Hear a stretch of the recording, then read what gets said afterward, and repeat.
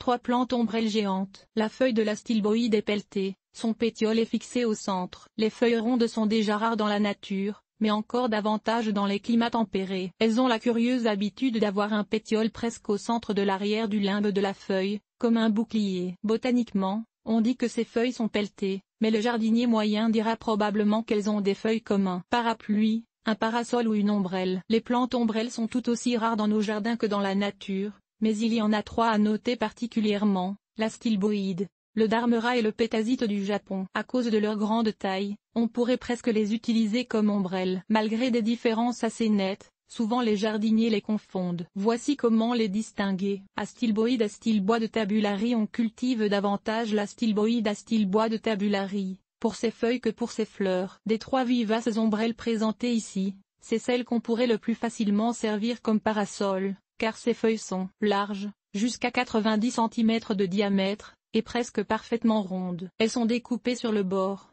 vert pâle et légèrement couvertes de poils, ce qui leur donne une texture mate. L'épais pétiole qui retient la feuille peut mesurer 1 mètre de hauteur. Les botanistes qui l'ont décrit trouvaient que la feuille ressemblait à une table, d'où l'épithète tabulari. Et ils trouvaient aussi que les fleurs rappelaient une astilbe astilbe, d'où le nom générique astilboide, qui ressemble à une astilbe. Et effectivement, le bouquet de minuscules fleurs blanches a la même apparence mousseuse qu'une astilbe, mais une très grande astilbe, car la tige florale peut mesurer 1,5 m de hauteur. Notez toutefois que la stilboïde est davantage apparentée au Rodgersia spp. Cause astilbe d'ailleurs fut autrefois connue sous le nom Rodgersia tabulari. La plante pousse en touffe à partir d'un rhizome court et épais. Malgré sa grande taille, la stilboïde est le plus délicat des 3 parasols décrits ici. Pour bien réussir, il lui faut un emplacement humide et protégé du vent, de préférence à la mi-ombre. Pour obtenir de grandes feuilles, il lui faut un sol riche et meuble qui ne s'assèche jamais. Dans un milieu trop sec, il tend à disparaître peu à peu. Sa croissance est lente et il n'est nullement envahissant. On cultive surtout la stilboïde pour son feuillage géant, car sa floraison,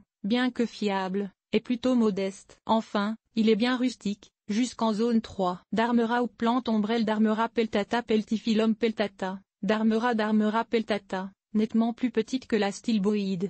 La feuille du darmera a toutefois la même forme, un limbe rond avec un pétiole en plein centre. Elle est donc pelletée, d'où l'épithète peltata. Typiquement la feuille mesure 30 cm de diamètre, mais peut en atteindre le double dans un milieu bien humide. La feuille est un peu rougeâtre à sa formation, mais vert moyen l'été, et prend diverses teintes rouges l'automne quand elle est peut-être à son plus beau. Contrairement à la stilboïde, aux feuilles poilues et mates, les feuilles du darmera sont lisses et luisantes. Rhizome à fleurs de sol du darmera. Les feuilles poussent, non pas en touffe, mais individuellement à partir d'un rhizome rampant enterré ou partiellement exposé. De croissance modeste au début, le darmera finit par former une véritable colonie avec le temps. Il n'est pas vraiment envahissant, sa progression est trop lente pour rencontrer cette définition, mais peut éventuellement dépasser les bornes. On peut contrôler son expansion à la hache ou la pelle si elle va trop loin. Sa dense masse de rhizome en fait un excellent choix pour retenir les berges. Les curieuses fleurs du darmera sortent au printemps, bien avant le feuillage. Il ne faut pas passer sous silence les fleurs. Elles sortent assez tôt au printemps sur des tiges dressées rugueuses et pourprées de hauteur variable. J'ai vu des tiges de 30 cm comme des tiges de 150 cm.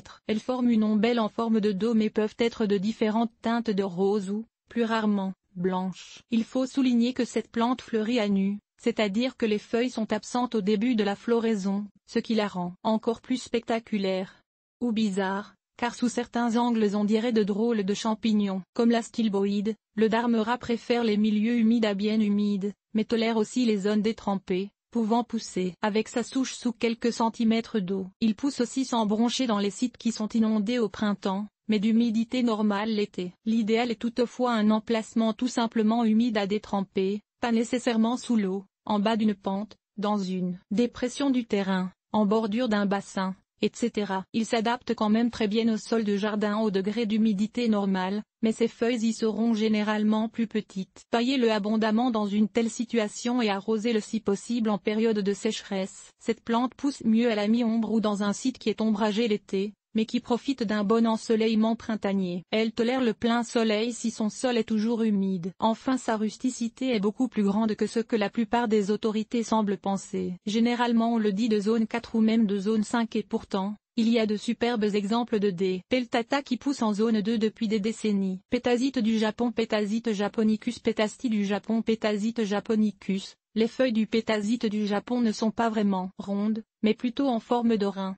réniforme. Toutefois les gens le confondent néanmoins avec les deux plantes ombrelles précédentes. Pour le distinguer à tout jamais de la stilboïde et du darmera, pensez que ces feuilles sont en forme de siège de tracteur plutôt qu'en forme de parapluie. Et les feuilles sont énormes, mesurant jusqu'à 80 cm de diamètre, et portées sur de solides pétioles. Le nom pétasite vient justement de ces grandes feuilles. Le nom veut dire comme un chapeau et justement, quand il pleut, on peut arracher une feuille et la porter comme chapeau de pluie. Les feuilles du pétasite du Japon sont énormes. Chaque plante ne produit que 3 à 6 feuilles caduques, mais aussi plusieurs rhizomes souterrains. Ces rhizomes donnent naissance à d'autres plantes et dans peu de temps vous avez un vaste tapis de verdure. C'est une plante très envahissante, notamment dans les milieux humides, mais même dans une plate-bande normale, soit une qui est bien drainée. Le pétasite court assez rapidement et tend à étouffer les végétaux voisins. Un truc pour le contenir consiste à enfoncer une grande cuve de plastique épais dans le sol, comme une piscine d'enfant, laissant. Dépassant le bord de 2,5 cm vous pourriez recouvrir le bord de paillis pour le cacher, et de planter le pétasite dedans. Cela donnera assez rapidement un énorme dôme vert juste un peu plus gros que le récipient et ne pourrait pas aller plus loin. Il n'est pas nécessaire de percer des trous de drainage dans la cuve.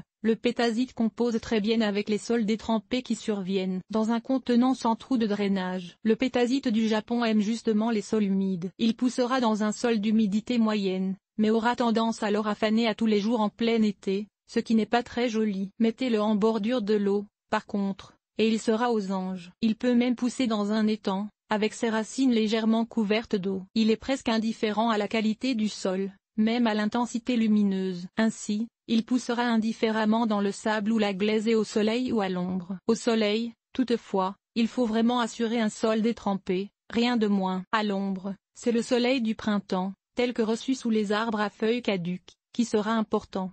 Il ne profitera pas dans les endroits qui sont ombragés toute l'année. Dommage aux feuilles de pétasite causées par la grêle. Notez aussi que des feuilles sont facilement endommagées, voire déchiquetées, par la grêle et les vents forts. Cela ne nuit pas à la santé de la plante, mais les résultats ne sont pas très beaux à voir. C'est une des raisons pour lesquelles cette plante est souvent plus intéressante à l'ombre de grands arbres. Il le protège de la grêle et coupe le vent. Les feuilles sont aussi sujettes aux limaces, surtout en début de saison. En plus de servir de plante ornementale, le pétasite du Japon est aussi un légume. Au Japon, on mange ses jeunes feuilles et pétioles printaniers. Il faut toutefois savoir apprêter les feuilles correctement, car autrement elles sont un peu toxiques. Fleurs de pétasite du Japon, on dirait une autre plante, pas juste une tige florale. Comme le darmera, le pétasite est nudiflore, les fleurs apparaissent avant les feuilles. Elles sortent tôt au printemps sur de courtes tiges, 15 à 30 cm, entourées de bractées vert pâle. Chaque tige se coiffe d'un dense dôme de fleurs jaune pâle. On dirait une plante entière, non pas une tige florale. Votre première réaction en sera sûrement une d'étonnement. D'où vient cette plante? Je ne me souviens pas de l'avoir plantée. Par la suite, quand les fleurs fanent et que les bractées vertes disparaissent, les énormes feuilles estivales apparaissent. C'est alors que vous vous rendrez compte qu'il ne s'agissait pas d'une plante autonome, mais bel et bien d'une simple tige florale. Pétasite panaché, Pétasite japonicus nishikibuki. Il existe aussi un pétasite du Japon à feuillage marbré de jaune au printemps et de vert pâle l'été, soit le pétasite panaché P. Japonicus nishikibuki, sin P. Japonicus variegatu. Et pour les amateurs de feuilles vraiment géantes, il y a le pétasite du Japon géant P. Japonicus giganteus, aux feuilles mesurent de 1 m à 1,2 m de diamètre et jusqu'à 1,5 m de hauteur. Attention, les deux sont aussi envahissants que l'espèce. La pétasite du Japon est normalement rustique en zone 4 dans les emplacements exposés, mais réussit parfaitement aussi dans les sites protégés de la zone 3. Multiplication. Toutes les trois plantes se multiplient surtout par division, au printemps ou à l'automne. Autre plante ombrelle Gunera géant Gunera manicata. Spectaculaire, mais pas adapté au climat froid. Il y a quand même d'autres plantes à feuilles pelletées que vous pouvez cultiver dans vos plates-bandes de climat tempéré. Podophyllum, Peltatum, Diphyllia simosa, Cinailsia conitifolia, etc. Mais elles sont toutes de taille relativement modeste. Par contre, si vous vivez dans les zones 7 à 9, vous pourriez tenter la plante la plus ombrelle de toutes, la superbe mais peu rustique Gunera géant Gunera manicata, aux feuilles pouvant atteindre presque 2 mètres de diamètre sur des pétioles aussi épais qu'un bras humain. Mais si vous vivez au Québec et voulez épater le voisinage avec vos propres plantes ombrelles, je vous suggère de commencer avec L', une des plantes décrites précédemment, la stilboïde, le darmora ou le pétasite.